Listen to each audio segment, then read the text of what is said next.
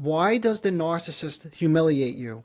Do they enjoy your pain? When a loved one humiliates you, does it feel like they actually enjoy your pain? Have you ever wondered if this cruelty is part of a twisted game? Or do you think some part of them actually feels gratified by devaluing you?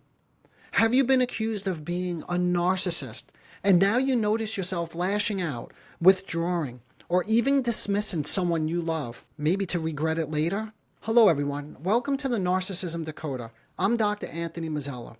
Today we're diving into a painful but important question. Why does the narcissist humiliate, devalue, and discard? It's not your imagination. These moments often feel calculated. The intent is rarely innocent.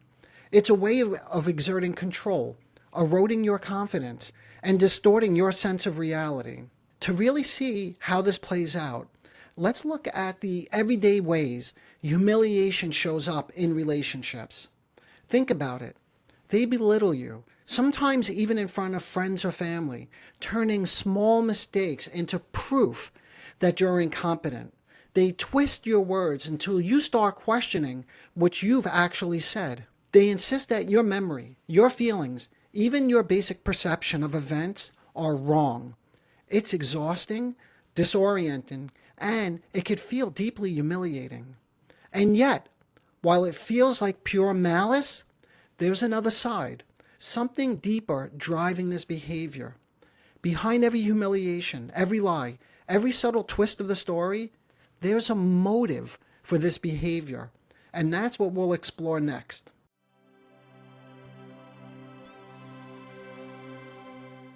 I just said that there's a motive for narcissistic manipulation, but let's be clear.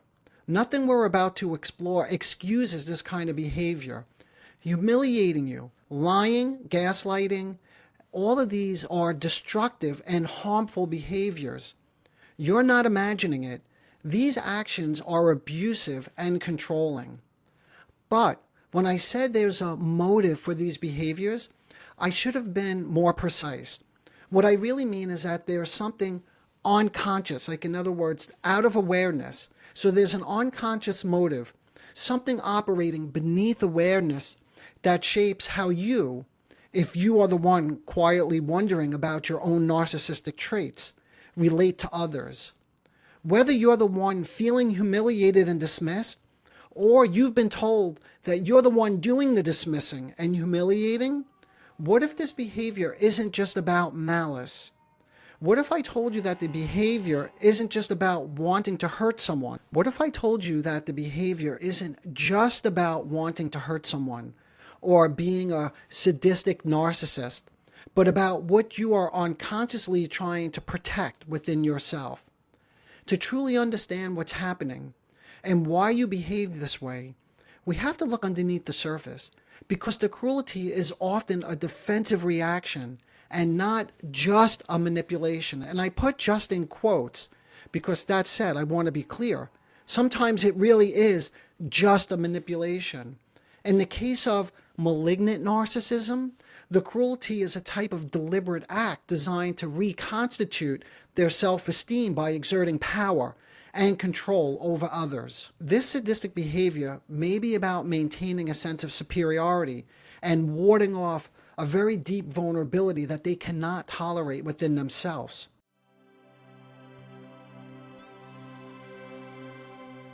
Destructive narcissistic behaviors can have multiple layers.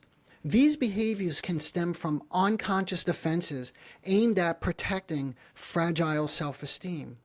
The defenses manifest differently. Some narcissists may withdraw emotionally, while others may engage in subtle guilt-tripping, self-pity, or passive-aggressive criticism. Still others may engage in overemphasizing their helplessness. That's the vulnerable narcissist that I've discussed quite a bit in earlier videos. And this is just to name a few examples. Understanding these patterns is crucial, but it's also important to recognize that in some cases, especially with malignant narcissists, the cruelty is deliberate and aimed at maintaining power and control over others. To see how this plays out in real life, let's look at a scenario that illustrates these dynamics in action. The best way to look under the surface is to examine a real-life scenario, something many of us can relate to. Let's take a typical, prototypical example. A man comes in reporting that his wife was upset with him and she lashed out. She felt devalued and dismissed because he withdrew emotionally, wasn't fully listening, ignored her text messages for hours, and then, when she tried to express her feelings, when she tried to talk to him, he insisted she was overreacting. He argued that she wasn't being clear about the facts. The moment quickly spiraled into a circular debate where the focus shifted from actual communication to arguing about who was, and I quote again, right. From the outside, people might call this stonewalling, this is his behavior, gaslighting, or just plain selfishness. It looks like he's simply a bad communicator who refuses to listen. Others may call him narcissistic. I mentioned that earlier. But when we explore the dynamics underneath, a deeper pattern emerges. This kind of interaction highlights exactly how narcissistic defenses operate in everyday relationships.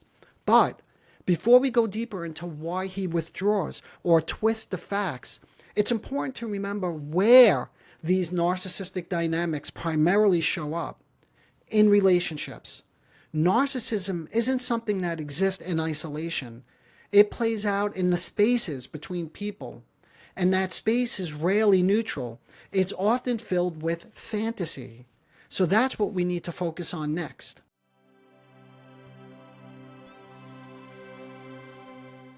We were just talking about where narcissistic relationships truly exist.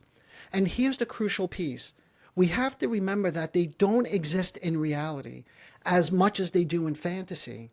This is what's known as, and there are many different concepts for this, but the unconscious shared fantasy.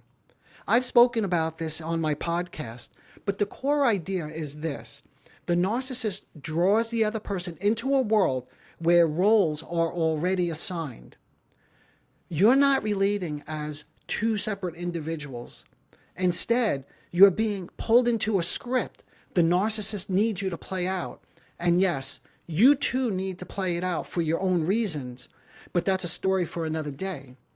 In this story, the individual exhibiting narcissistic traits may need an adoring partner, a devalued scapegoat, a doting caregiver, or a source of endless validation. This is what we call narcissistic supplies. And this is just to name a few of the roles that you may play out for them. If you've experienced this, you can imagine that in this fantasy, the narcissistic needs, right, or their perceptions and version of reality always takes priority. Anyone close to this type of person will notice and feel that their own needs, perspectives, and reality are consistently pushed aside or completely disavowed.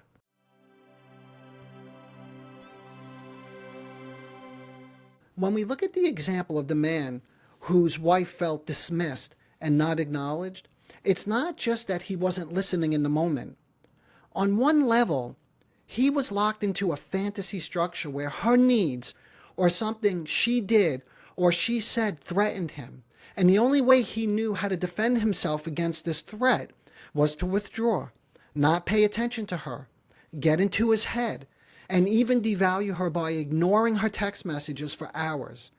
This is how the unconscious fantasy starts to take over the reality of the relationship.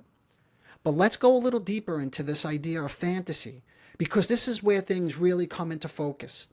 Narcissistic relationships frequently rest on fantasies of an idealized union, a vision of perfect togetherness and merging. At first, that fantasy may feel loving, uplifting, and even magical.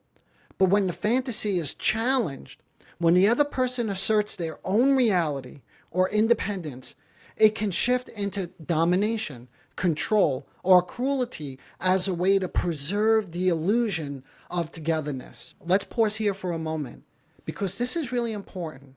When you insist on your own version of reality, when you shut down your partner's perspective, or you make them question what they feel, what's really happening isn't just about control. Deep down, it's about keeping the fantasy of a perfect bond. That's the union that I mentioned a moment ago. The attempt is to keep that alive. It may look like he's trying to be right, or like that he's controlling the situation, which is true. But underneath that, it's an attempt to preserve the illusion of unity, a world where only his needs and perceptions matter. In that moment, you're holding on to the fantasy that separateness doesn't exist, that nothing can change this perfect togetherness. That's what he imagines in the fantasy. So for this fellow, what he and I eventually discovered was that in his mind, his wife should shield him, he came to discuss, from frustration, disappointment, or any unpleasant experience, such as the painful reality that she has friends, is going out with them, or even mentions them with excitement. All of this is very painful and devastating and creates a separation in that illusion, that magical bond.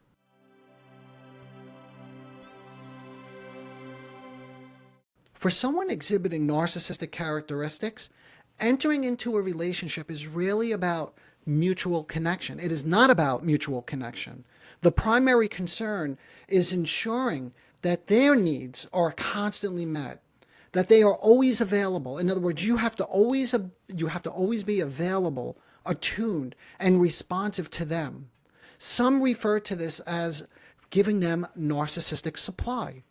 The relationship, however, as I mentioned earlier, exists largely in fantasy.